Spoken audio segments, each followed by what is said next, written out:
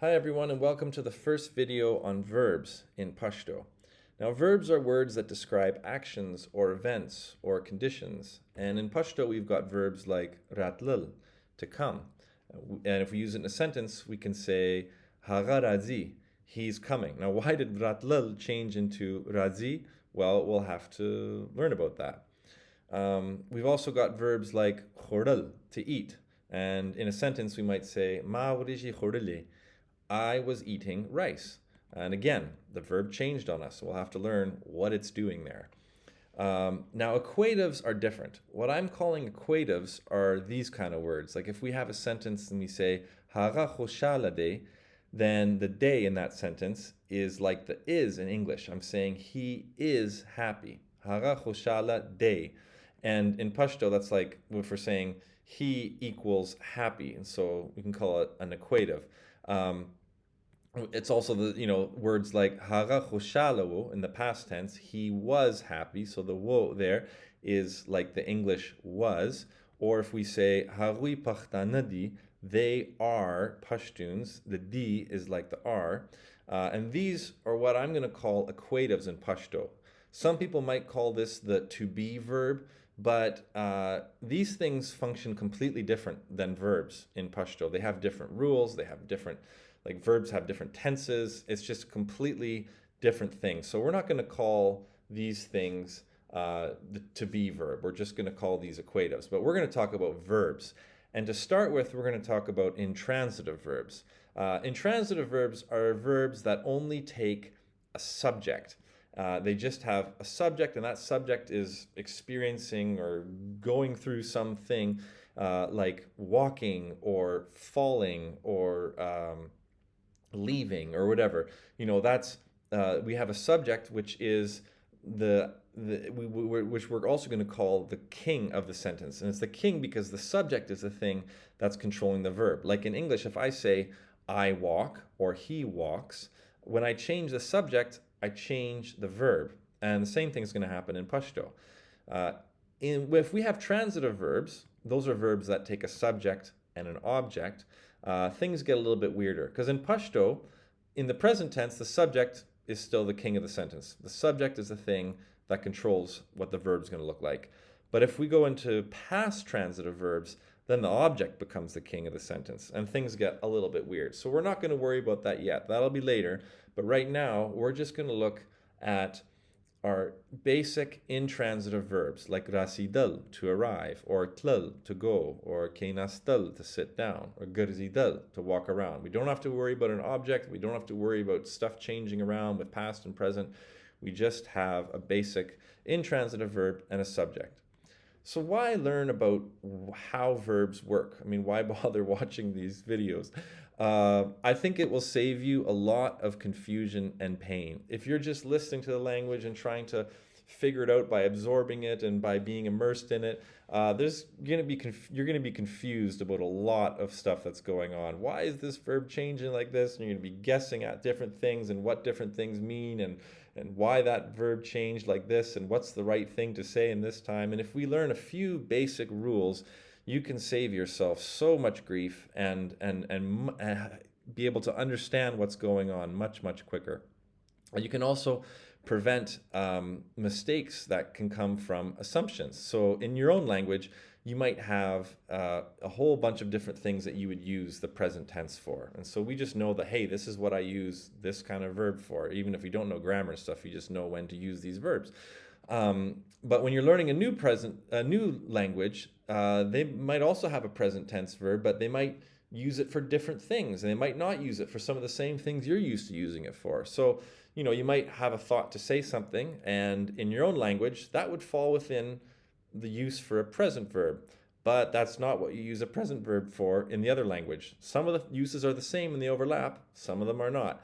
And this happens a lot to language learners. That's why you might see German speakers who've lived tons of their life immersed in English and they speak fantastic English, but still, if they're on the phone with you and they have to call you back, they might say, oh, 1 minute, I call you back, instead of 1 minute, I'll call you back, like that, because in their language, that's a use for the present verb. So we want to think a little bit about what these different forms are, these different tenses are, and what they're actually used for. If you have a verb like garzidal, for instance, to walk or to wander around, this is a nice intransitive verb. If you look that up in the dictionary, in the Lingdok's Pashto dictionary, you'll see a tree of 4 different forms of this verb. And this is going to be a huge help in knowing how to form the different forms of the verb. If we know the tree, we can basically build everything from it. But what does this tree actually mean? And what's it actually used for? Well, we're going to call these the stems and the roots of the verb. So there's 4 of them. And we can divide them from top to bottom like this. And on the top, we have the stems. And these are used for present and future tense verbs. And on the bottom, we have the roots. And these are used for past tense. So the roots on the bottom for the past and the stems on the top for non-past, present and future. We can think of the roots being your past and things you're anchored in. We're also divided from the left and the right on the tree. So this tree is divided on the left and the right by aspect. Now, aspect in grammar is a way of looking at the events that happen. We have the imperfective event. The imperfective aspect is kind of like looking at things through a video camera. We see events as ongoing, as continuous and complex. And on the right side of the tree, we have the perfective aspect. And with the perfective aspect, we are looking at events almost like a snapshot, like a picture. We're just saying that the events happen. We're not seeing them as an ongoing, complex thing. So I'll give you an example. With the imperfective aspect, if we look at a timeline of life here, we could have an event which is an ongoing thing that's stretched out over time. We can almost think of it like a film or like a movie. And we can say things like, in between 1 p.m. and 2 p.m., I was eating lunch. That's an imperfective aspect to the verb. It's an ongoing thing. In contrast, the perfective aspect is just a snapshot, just saying that the event happened. So on the timeline of life, we just know that that event happened. It's not an ongoing complex thing, it just happened. So, for instance, I ate lunch. Now, in English, we're very used to using the imperfective aspect and the perfective aspect for past tense like that. But in Pashto, we use the imperfective aspect and the perfective aspect for all kinds of things. And so we have to get used to thinking that these are 2 very different things, and we'll use them at different times. So, in review, we have the verb, the stems, and the roots. We have 4 of them. We have the imperfective stem, the perfective stem, the imperfective root, and the perfective root. The top stems we use for present or future things, and the bottom roots we use for past tense things. So back to our verb that we mentioned before, garzidal, to walk or to wander around. The imperfective root is just the dictionary form of the verb, garzidal. It's the thing that you see written in the dictionary, the basic root, or what some people would call the infinitive form of the verb. The perfective root is a little bit different. Most of the time, or a lot of the time, we'll just add a wow on the front. That's that letter that makes a oo sound there, wugarzidal. And we also have to bring the accent to the front of the verb. That's very, very important. Notice how in the imperfective root, the accent's at the end. We say garzidal. And the perfective root, we say wugarzidal. So not all verbs are the same. Some will have irregular perfective roots, but a lot of the times we just add a wow on the front and we put the accent on the front. The imperfective stem, a lot of the times, is just a shortened version of the imperfective root. So in this case, it's garz, like that. And the perfective stem, again, in this case, we're going to add a wow there, add the woo sound, woogarz, and we're going to move the accent up to the front. So that's another important thing to remember, like we said before, that the accent on the perfective side always goes to the front of the verb there, like wugarzi and wugarzidal. So with different verbs, the roots and stems are going to look differently. There's a lot of patterns to them. There's also a lot of irregularities. But once you know the tree of a verb and the different stems and roots, you can do anything with it. So we're going to look at 4 different forms. These are definitely not all of them, but we'll start with 4 basic forms that we can form using these 4 different roots and stems. So if we take the present stem, then we can make the present form. Sorry, the imperfective stem, then we can make the present form. If we take the perfective stem, we can make the subjunctive form. And if we take the imperfective root, we make the continuous past. And with the perfective root, we make the simple past. So let's go through these 4 forms of the verb, what they look like, how we make them, and what they mean. So present verbs. In Pashto, we can say zazam. And what does that mean? We're talking about going, but what does it mean really? So in the timeline of past, present, and future, that can mean that something is an ongoing, currently happening event. So in English, we would say, I am going, for instance. But that's not all we can use the present for. We can also use it for verbs that happen, generally, like that happen repeatedly and maybe not right now, but in general they happen. Like if we say I go, like I go to school. I go to school every day. Maybe I am or am not going to school now, but this is something that I generally do. I go. It can also mean something that's not quite happening, but for sure is going to happen in the near future. Like if I say I'm going to go, that's also a use of the present tense. So the present form of the verb. So all of these things, although we'd say different things in English, in Pashto we can say zazam. Now, why do we say that? Well, the verb tlil, to go, if we look at the imperfective stem, it's z, like that. So the formula for making these present verbs is we take the imperfective stem plus a present ending. So we take z, and in this case, because it's z, I, then we add So we make zum, zazum. Now, how do we know which ending to use? Well, here's our endings for the present endings. Depending on what the king of the sentence is, in this case, the subject, then we choose which ending to use in the present. So, if I say zazam, then we use that ending. If I say you go, then I use taze, like that. If it's he or she or it goes, harazi, he or she, it goes. If it's we, mungzu, or you, plural, tasoze, or them, or they, haruizi. So zam, ze, zi, zu, ze, zi. Those are your different endings that you can use with the present tense. So if we go back to our verb garzidal, then if we want to say we're walking around, then we need to use the we ending. So we use u, garzu, like that, mung garzu, we're walking around.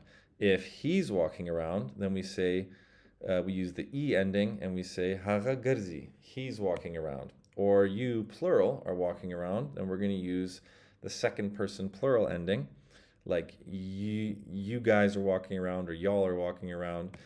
We say taso garze, like that.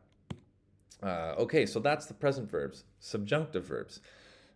With subjunctive verbs, if we think again about our past, present, future, and we think of that as sort of the timeline of reality, well, subjunctive verbs kind of sit above reality. We're talking about things like a possibility of something happening, a desire for something happening, a purpose for something happening, an obligation for something to happen, a judgment of whether it's a good or a bad idea for something to happen. So when we're talking about these kind of things, we have to use the subjunctive form of the verb. And the subjunctive form is formed by taking the perfective stem and again the present ending. So same endings, but this time we're just going to use a perfective stem. With this verb, it's wugars, like that. So if I say zawugarzam, I'm saying something subjunctive. I'm saying, should I walk around? Which is basically a judgment. Like, is this a good or a bad idea for me to walk around? Should I walk around?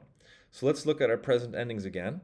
And we can use these endings to form different forms, different conjugations of the subjunctive form. So if we say, should we walk around? Mungugarzu. Again, I'm using the u ending because it's a we. Should we walk around? Mungugarzu. If I say, should they walk around? I'm going to use that ending. Haruyugarzi. We can also use this thing for possibilities. So you might hear lots of things like Kideshichi haraugarzi. He might walk around. Kideshichi is like a phrase that's saying it might be that, and then haraugarzi, I'm using subjunctive to talk about this as a possibility. We also see this used a lot with words like bayat, like it's a sort of an obligation or a must. So if we say things like mung bayat bugarzu, we need to walk around. Again, we're using the u ending there, and we're talking about something that's an obligation. Now, there's lots and lots of different ways to use the subjunctive, so that'll be, we can explore that more later, and you can pay attention to all the different ways people use it. But just notice that this is a very separate verb form, and there's very certain times when you need to reach for this in Pashto. The next form we want to talk about are continuous past verbs, and we make these by using the imperfective root of the verb. So continuous past verbs are words that are sort of talk about an ongoing action in the past. Again, this is an imperfective thing, and so it's a stretched out or like an ongoing or complex action that's an ongoing thing. This can be one thing that was happening in the past, or it could mean a thing that happened sort of again or repeatedly in the past. And to make this, our formula is to use the imperfective root plus the past ending. So we would take, for instance, garzidal like this, and we could add the past ending like that. And notice you can actually use the longer version, garzidal, or you can also take the off the end and just use garzid and use that as your imperfective root. So if we put those together, we get zagarzidalam or zagarzidam. And both of those mean either I was walking around or I would walk around, like a repeated thing in the past. It can also mean like if I could walk, I would walk around, if you're talking about conditions that are hypothetical. We won't worry about that now. It can also mean I was going to walk around. So there's a huge range of different things that you can use this verb for, but this is ongoing or continuous things in the past generally. So I mentioned we used past endings. So what are those past endings? Well, for the first and second person, they're the same as the present endings, but for the third person, it depends on the gender and the number. So we have a few more endings that we need to remember. So if I say we were walking around, then I'm going to reach for the u ending. And it's going to be mungarzidilu and mungarzidu. Now notice we're using intransitive verbs here, so we don't have to worry about all the crazy past tense switching and inflections. This just still, the subject is the king of the sentence. Nothing weird has happened. This is just an intransitive verb, so don't worry yet. It'll get more interesting once we get transitive verbs. Here we notice we added the u on the end, and so the u, notice where the accent is. Mungarzidilu, garzidil, the accent's on the end, and then if we drop the ul there and we just use the shorter form of the root, then the accent falls on top of the ending there. So mungarzidu, mungarzidilu or mungarzidu. Both those things mean the same thing. If we were to say she was walking around, then we've got to use the past ending here for the third person feminine singular. So we would say haga garzidala or haga garzida, like that. And again, notice how the accent is falling on either the end of the root there, or if we take out the ul, then it's on the end with a at the end. If we say that they, masculine, were walking around, then we got to use this ending. And we can't say garzidalal, we can just say hagui garzidal, so it just stays like that. If we say they as a group of all women were walking around, then we've got to use our third person feminine plural ending. And we would say hagui garzidale or hagui garzide, like that. So the past tense, we need to use a few more endings. We have to be careful what our gender and number is. Simple past verbs are simply just a verb that happened in the past. Again, we're not talking about an ongoing thing or a repeated thing or something that was going to happen, but it was just something that happened in the past. And for this, we use the perfective root, wugarzidal, like that. So the formula is the perfective root plus the past ending. Same past endings, but now using wugarzidal instead of garzidal. Notice the accent changed. So we have wugarzidal, or we can use the shorter form of wugarzid, like that. And so if we say I walked around, then we're going to take our ending again. We're going to say zawugarzidalam or zawugarzidam, just like that. Again, same past tense endings for this. If we say we walked around, we got to use u, and then we'll say mung wugurzidalu or mung wugurzidu. If we say you walked around, then we say ta wugurzide or wugurzidele. So wugurzidele or ta wugurzide. Again, if we're using the long form of the verb of the root or the shorter form of the root, same thing. If we say I walked around, we're going to use and we're going to say za wugarzidalam or za wugarzidam. So we saw how if we take the imperfective, we can either take the stems on the top of the root and add the present endings, or we can take the roots, one of the roots on the bottom, and add the past tense endings. That's basically how we make those 4 verb forms. To review, with the imperfective stem, we can make the present, which is talking about an event that's ongoing, an event that happens in general, or an event that will for sure happen right away. If we take the perfective stem, we can form the subjunctive, which is talking about the possibility of an event, or the desire for an event, or a necessity or an obligation of an event, and all kinds of things. If we take the imperfective root, then we're going to make the continuous past. We take the imperfective root in the past ending, and the continuous past is an event that was ongoing in the past or repeatedly ongoing in the past. And a simple past verb is just an event that happened in the past. We make that with the perfective root. So there's our 4 stems and roots turned into 4 verb forms that we can use. To review with garzidal, the present form would be zagarzam, I'm walking around. Subjunctive would be zawugarzam. And continuous past would be zagarzidalam or zagarzidam, I was walking around. And simple past would be zawugarzidalam or zawugarzidam, I walked around. And you can see how I'm just using all the 4 different roots and stems to make these 4 different forms. Okay. Let's have some practice time and let's try to start actually making some of these things. So what I'll do is I'll show you, we'll give you a different verb now, rasidal, and here's the roots and stems, and we'll get you to try to make the verb form to complete this sentence. So if we want to say she arrived, think for a second about how you would make this and then try to make it on your own, and you can pause the video, try to do that. Say it out loud or write it down or both, and then you can press unpause to check it. Okay, so the answer is we would say haga wurasidela or haga wurasida. Now we use the simple past formula because we're just saying she arrived, and that is to take the perfective root and add the past ending. Let's try another one. Did you arrive home? To get home, we could say corta, so ta corta blank. So pause the video and try to work this out for yourself. Okay, it's going to be ta corta wurasidili, ta corta wurasidi, did you arrive home? Again, we did the simple past formula, which is taking the perfective root and adding the past ending. What if we want to say, what time should I arrive? What time should I arrive? Go ahead and pause the video. Okay, it's zasawakt wurasigam. And we used the subjunctive formula because I'm saying, like, talking about a judgment of an event, like what time should I arrive? And I'm going to use the perfective stem plus the present ending. Okay, let's do a different one. Let's use kenastal.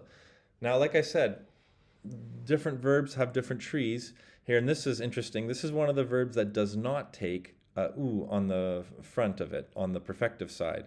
So we can't say wu kenastal. We just have kenastal. But the difference is that with the imperfective root, the accent falls on the back, but the perfective root, we still move the accent to the forward. Listen to this. Kenastal for the imperfective root, and kenastal for the perfective root. Those are different things. Kenastal and kenastal. So try to make the sentence, I sat down over there. So zahalta, and then what do you say? Zaalta kenastam or zaalta kenastalam. Now notice this is a simple past. We're just saying sat down. So we use the perfective root. The perfective root plus the past ending. So the accent, very important, goes on the front. Okay, what if we said I was going to sit down over there? Try this one. Okay, for that one, we're going to say or stam. So this time we use the continuous past formula, which is the imperfective root. Again, the only difference here is that the accent is on the bottom, on the end of it. So stam, which means I was going to sit down over there. Let's try. He should sit here. Haga delta kini. He should sit here. We use the perfective stem for the subjunctive formula because we're saying something that should happen, and that has the accent up on front. So kini, like that. So what about he sits here? What do we do then? Well, we say haga delta kini. And this time we use the present formula. We're talking about something that happens. So we use the imperfective stem. And notice here the accent is not on the front. So haga delta kini. Let's review these different ways. And this is really cool how for these, you make these big differences in meaning just by changing the accent of the sentence. So haga delta kini, she sits here, for instance, or haga delta kini, she should sit here. Haga delta kini, completely different meaning. Or if I say haga delta kina stella, she was sitting down here. Or haga delta kena stella, she sat down here. So kena stella and kena stella have completely different meanings. And so you got to make sure you're using the right root or stem. All right, a couple more examples. If I say the stars were shining, stars, store is a star, and story is stars, masculine plural. So how are you going to say this? We're going to say story zalidal, like that. So we took the continuous past formula, which is the imperfective root, and then we just had the ending is the third person plural, masculine plural. And last example here, let's say the birds, which is going to be feminine plural, are flying. Murghei, and murghei can be either a single bird or a plural bird, but it's feminine, so we're going to say this is plural birds are flying. How do you say this? Okay, we'd say murghei aluzi. The birds are flying. This is a present verb, and so we use the present formula. We use the imperfective stem plus the present ending. But what if we say the birds, again, this is feminine plural, flew, they took off, they flew. Then what do we say? Murghei walwatili, or murghei walwati, like that. So notice we did the simple past formula, and we took the perfective root plus the past tense ending for third person feminine plural. So that's how you make these 4 different basic verb forms that we learned about. And don't worry if that was hard or you had a hard time knowing which forms to pick. This takes, can take a lot of practice, a lot of exposure to kind of get the feel of how these verbs work. So I really recommend looking at, there's lots of different intransitive verbs, but some good ones to practice with. You can use ragidal, tlal. Now, tlal is going to be a little bit weird in the subjunctive. You'll see if you play around with it in the dictionary. Khwazidal, rasidal, ratlal, kinastal, alwatal, samlastal, luidal. And you can look those up in the dictionary, see their roots and stems, and try to make the 4 different verb forms that we learned about today: the present, the subjunctive, the continuous past, and the simple past. Here's a cheat sheet for you with your present endings, past endings, and your formulas. And if you try to memorize all this, like right away, it can feel a bit overwhelming. But I find if you get yourself exposed to this a lot, listen to what people are saying a lot, and try to see what's going on, read things and try to see what's happening, and try to play around with this and make up, imagine making different sentences. Like imagine saying things about to someone, about you, about him, about them, about all that stuff, and imagine different scenarios when you would use these different endings. Practice making these things and sort of talk to yourself in imaginary scenarios, and you'll find that if you kind of reference these endings and practice using the different ones, then it'll start to slowly become part of you as you are exposed to lots of it and as you practice it a bunch. And finally, I'll just show you how you can use the Lingdoc's Pashto dictionary to practice making these verbs. So if I look up a word like ratlal, then I can click on it, and here I have my roots and stems like we talked about. And then I can, if I click on phrases here, I can actually choose a subject, choose a form of the verb. So let's choose a pronoun, and let's say, if I say I, and then present tense, zarazam, I come, or terazi, like that. We can change the form to subjunctive, like tarashi, or we could say simple past, taraglili or taragi. And so you can change all the different pronouns, and you can do the different verb forms that we just talked about, and you can see if you're making them correctly, if you're seeing how they fit together. So hopefully that is a helpful tool.